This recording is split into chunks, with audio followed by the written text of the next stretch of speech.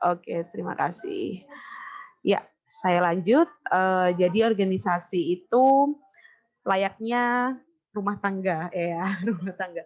Jadi kalau, apa namanya, kalian berdua, antara istri dan suami, kemudian anak-anak kalian, itu bisa disebut sebagai organisasi karena kalian ingin mencapai, apa namanya, suatu tujuan untuk berumah tangga, untuk memiliki keluarga, seperti itu ya.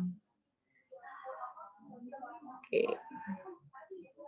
Nah, ini adalah teori-teori manajemen yang ada, jadi, biasanya dia digunakan untuk, apa, menangani persoalan-persoalan dalam meningkatkan produktivitas pekerjaan, untuk menurunkan biaya juga, dan, memotivasi pekerja. Jadi gimana caranya, memanajemen ini dia, apa ya, mengatur semuanya, nggak hanya mengatur orangnya, juga mengatur keuangannya, mengatur moral orang-orangnya. Jadi gimana caranya supaya SDM di sana itu punya rasa kejujuran, punya rasa loyalitas gitu, supaya, dan mereka punya motivasi supaya mereka itu produktivitasnya itu meningkat juga, kayak gitu.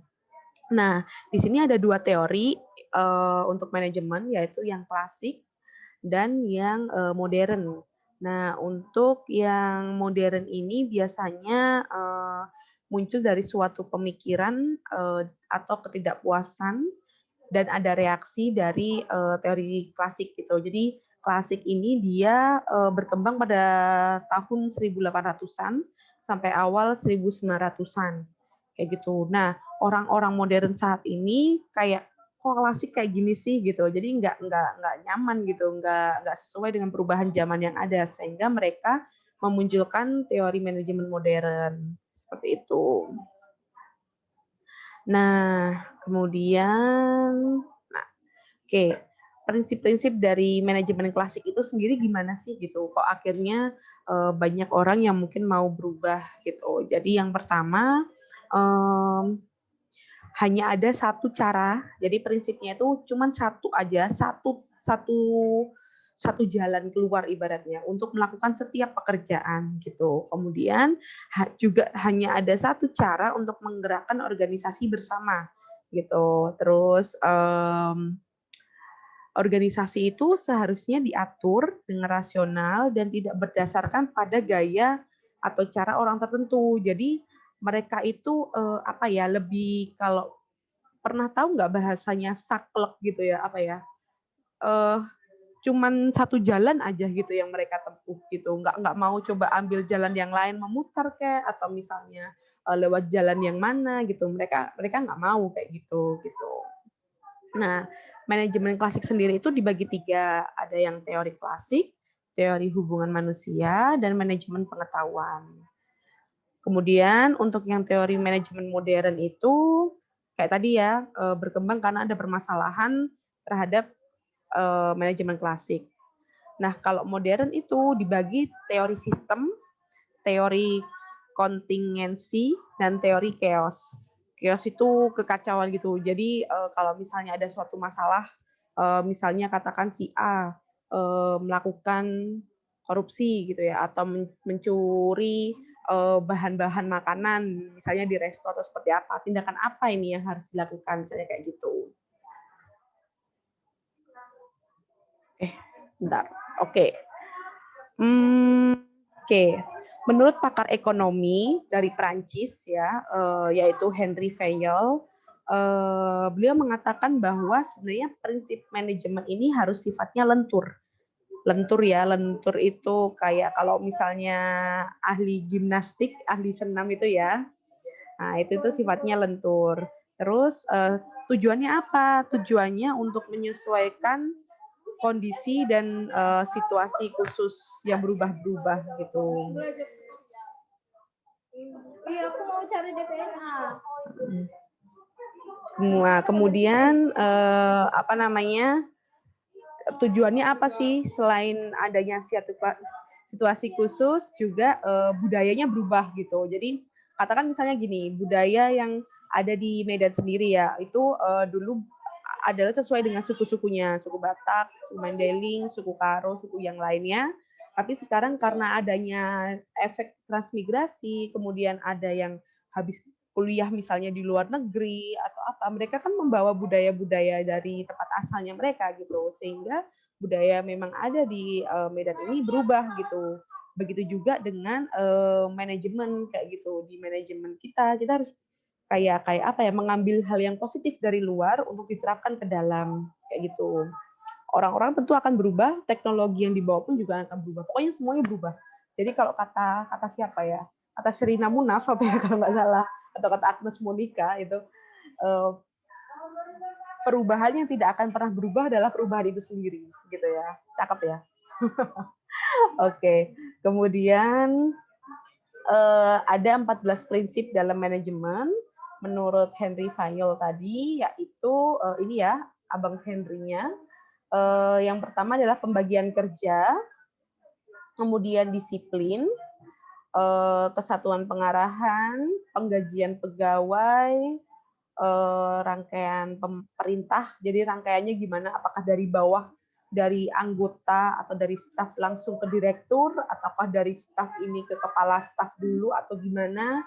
Ada di situ. Kemudian ada juga semangat kesatuan. Jadi ini bisa teman-teman baca lagi ya nanti untuk 14 prinsip manajemen ini.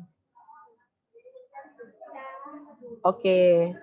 Ini nah, jadi si Henry Fayol ini ternyata tidak hanya apa namanya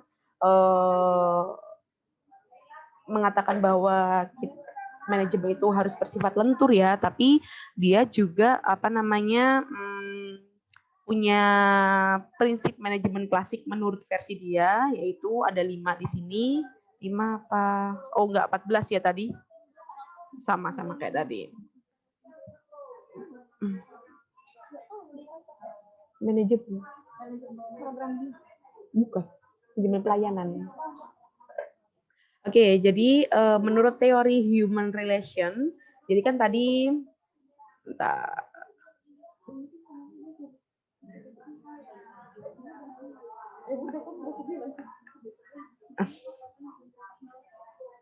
Oke, jadi kalau tadi itu gimana memanajemen dari bukan hanya secara utuh ya, jadi gimana pembagian gajinya, gimana alur perintahnya, kemudian gimana membangun semangat persatuan kayak gitu. Nah, kalau ini adalah teori tentang hubungan antar manusia. Jadi teori antar SDM-nya ya. Itu oke. Jadi di teori ini itu dia berpendapat bahwa keikutsertaan pekerja dalam perencanaan dan pengambilan keputusan itu memberikan hasil yang positif dalam semangat juang dan produktivitas. Ini sebenarnya sama kayak kalian apa namanya teman-teman mahasiswa yang di sini ya. Jadi ketika kalian dilibatkan misalnya dimintain pendapat seperti ini, kemudian diajak bekerja bareng, otomatis kalian kayak ada punya rasa sense of belonging gitu ya, rasa memiliki bahwa oh ini loh pekerjaan yang aku ikut terlibat di dalamnya, aku ingin mengembangkan pekerjaan ini baik-baik supaya nanti hasilnya juga baik, sehingga aku punya kebanggaan gitu. Nah kayak gitu ya, jadi teori ini itu menganjurkan bahwa seluruh pekerja itu dilibatkan dalam perencanaan dan pengambilan, jadi nggak cuman ditaktor ya, jadi nggak kayak Nazi perintah A harus dikerjakan A, perintah B harus dikerjakan B. Jadi yang bawah-bawahnya itu nggak apa namanya nggak dilibatkan gitu. Oke, kemudian oke, next aja. Ini yang tadi. Oke. Jadi kita masuk ke manajemen modern. Kita akan bahas mulai dari teori sistem. Jadi pada teori sistem ini, konsepnya dari sistem berpikir, gimana menganalisis, dan bagaimana memanajemen. Jadi mikir dulu, habis dipikir dianalisis, setelah itu baru dilakukan untuk manajemennya. Nah, ini sistem teori ini,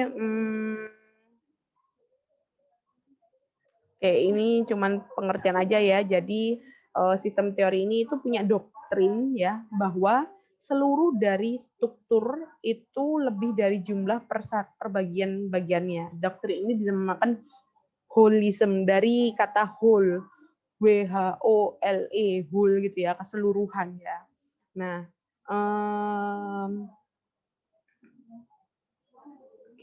kerjasama dan sinergisan dari dalam bekerja sebagai anggota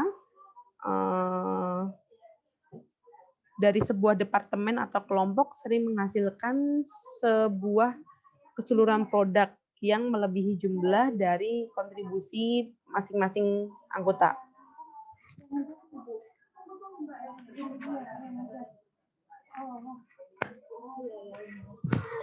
Oke, yang terpenting dari konsep teori sistem ini adalah umpan balik, feedback gitu ya, feedback atau umpan balik, kemudian susunan sistem, saling ketergantungan, dan konsep keseluruhan itu.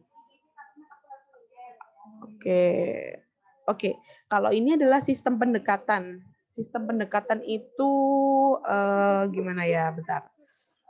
Ini dia suatu bentuk perintah dalam strategi manajemen. Jadi kalau kita memanajemen sesuatu itu kayak orang pacaran gitu loh teman-teman gitu.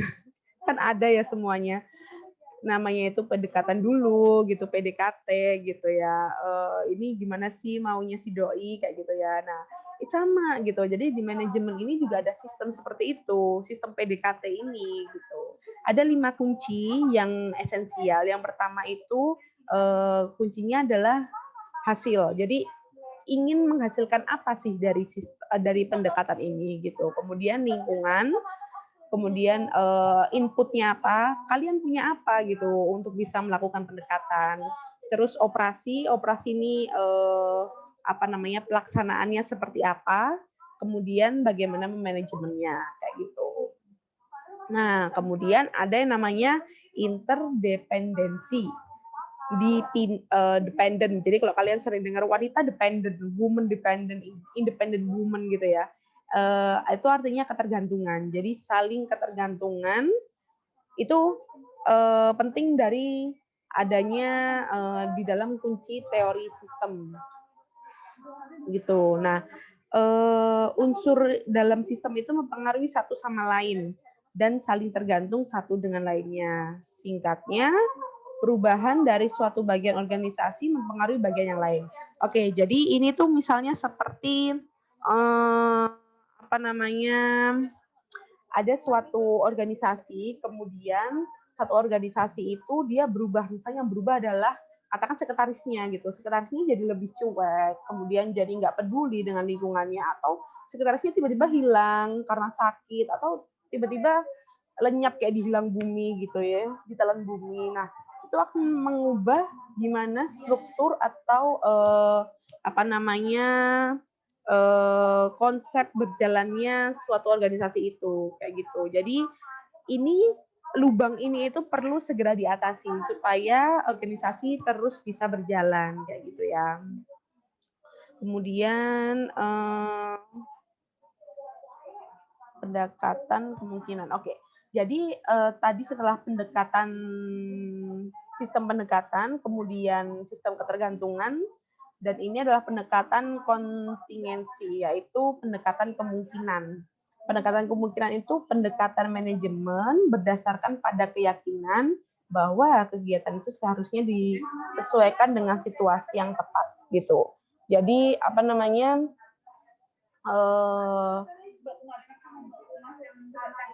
kemungkinan-kemungkinan yang mungkin akan terjadi itu sudah disiapkan untuk situasi yang tepat. Jadi gimana? Misalnya prediksi ya, misalnya kayak kondisi COVID sekarang kan tidak terprediksi, ibaratnya kayak gitu. Tapi dengan adanya kondisi COVID saat ini, mungkin ada kemungkinan sebagian besar bahwa ada kemungkinan kita COVID selesai sekitar 10 hingga 15 tahun lagi, katakan seperti itu. Artinya apa? Dalam situasi seperti itu, orang-orang yang terlibat dalam manajemen pelayanan makanan, manajemen yang lainnya, organisasi, perusahaan, itu mereka punya plan A, B, C, D, E gitu. Plan A dilakukan ketika apa, plan B dilakukan ketika apa, kayak gitu. Itu adalah dianggap situasi-situasi yang tepat kayak gitu ya. Aku masih nunggu. Oke, ini adalah chaos theory, yaitu teori kekacauan. Chaos itu adalah kacau balau gitu ya.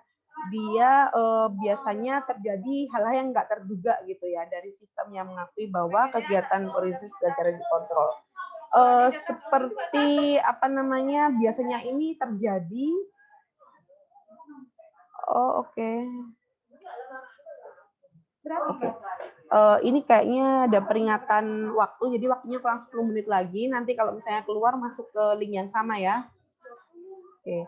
Jadi untuk chaos teori ini biasanya adalah hal-hal yang tidak terduga, misalnya seperti tapi hal yang nggak terduganya ini bukan karena faktor luar ya gitu, tapi karena faktor dalam. Karena organisasi ini sudah nggak pernah dikontrol atau jarang dikontrol. Jadi kalau misalnya kayak ada bencana alam, ada pandemik, pimpinannya mungkin meninggal atau gimana itu bukan chaos gitu ya. Tapi chaos adalah ketika organisasi itu sudah nggak dipedulikan gitu ya, nggak ada yang memelihara gitu ya, nggak ada yang memegang itu, maka terjadi chaos dan itu apa namanya yang dianggap tidak terduga kayak gitu. Oke, baik. Ini manajemen strategis. Manajemen strategis ini mengharuskan manajer memimpin organisasi melalui perubahan strategis menurut kondisi yang kompleks dan tidak tentu. Ini strategic plan atau rencana strategi. Rencana strategi ini dokumennya harus tertulis ya. Dokumennya tertulis dan dia menilai kondisi saat ini dan apa yang harus dilakukan organisasi untuk tujuan ke depannya gitu. Jadi contohnya kayak gini.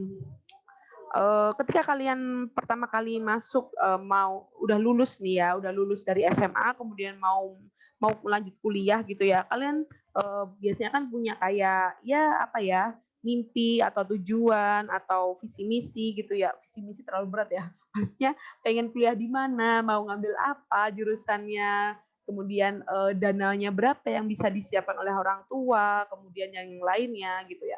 Itu kan semua tertulis ya, kalian siapkan itu gitu. Oh, kalau aku keluar kota sekian, aku keluar pulau sekian. Kalau misalnya, tapi ini pekerjaannya misalnya ini gizi ini bagus, pekerjaannya nanti bisa gini-gini kalau lulus. Oh, tapi ini aku sukanya masak, jadi pengen tata boga deh gitu. Misalnya kayak gitu ya. Jadi strategi-strategi apa yang harus kalian lakukan? Misalnya mempersiapkan, oh aku harus belajar ini. Oh, gizi itu ternyata banyak peminatnya sekian persen gitu. Berarti aku harus belajar lebih baik. Berarti nilainya aku harus sekian, saya kayak gitu. Nah, itu yang disebut dengan strategi atau rencana strategi. Gitu. Kemudian ini strategi formulasi atau strategi formulation atau rumusan strategi ya. Ini membantu manajer menentukan strategi dari organisasi.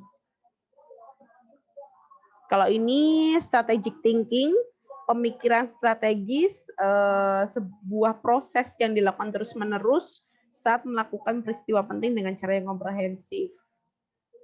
Oke, strategic success. Oke.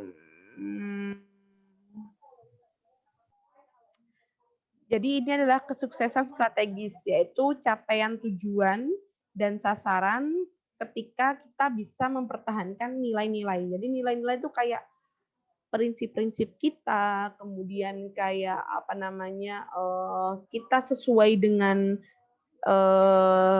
rencana strategi kita kayak gitu. Jadi misalnya nih, tadi ya balik lagi ke contoh teman-teman mau jadi mahasiswa gitu.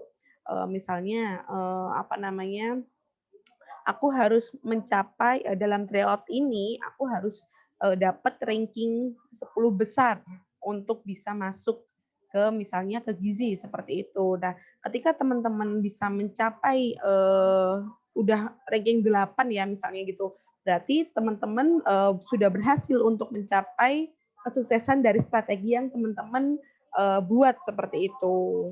Ya. Oke. Nah, Kemudian ini, oke, sebelum saya lanjut, mungkin ada yang mau ditanyakan dulu?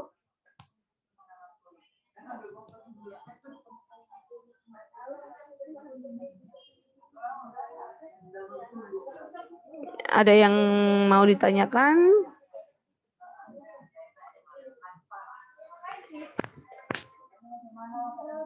Oke, nggak ada ya.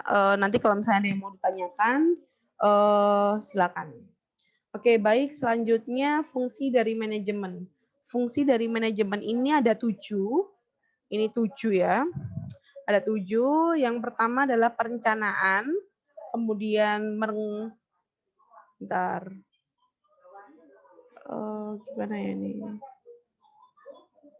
Oh, ini udah itunya. Oke, perencanaan, kemudian pengorganisasian, kemudian staffing. Nah, staffing ini kayak apa namanya? Hubungannya dengan staff atau SDM, kemudian mengkoordinasikannya, melaporkannya. Oke, ini mengarahkan ya, directing ini mengarahkan, mengkoordinasikan, melaporan, dan budgeting itu merencanakan anggaran. Oke, yang pertama adalah planning. Jadi planning itu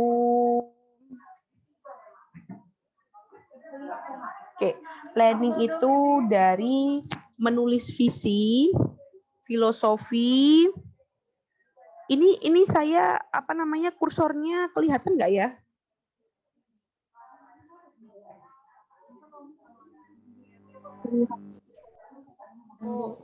Kelihatan Ibu. Oh, kelihatan ya. Oke.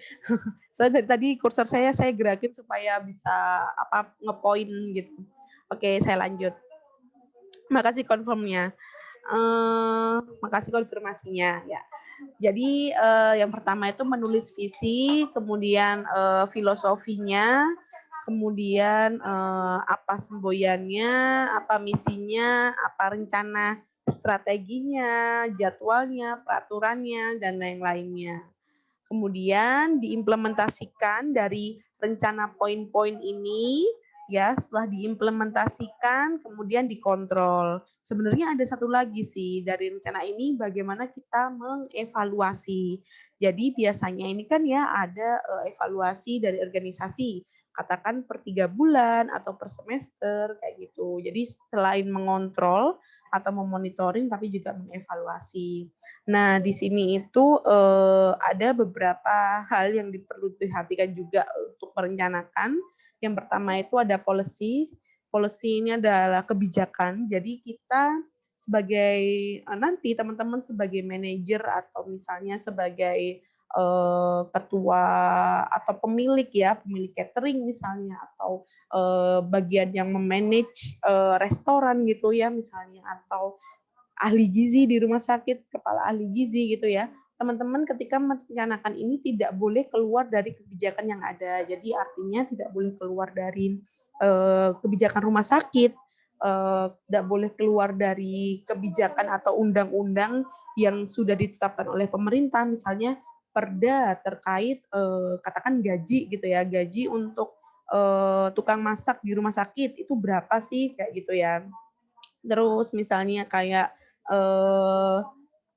sistem membuang makanan. Jadi makanan kan pasti sisa ya. Nah, sisanya ini dibuang kemana, proses seperti apa, ini tidak boleh keluar dari kebijakan yang ada kayak gitu.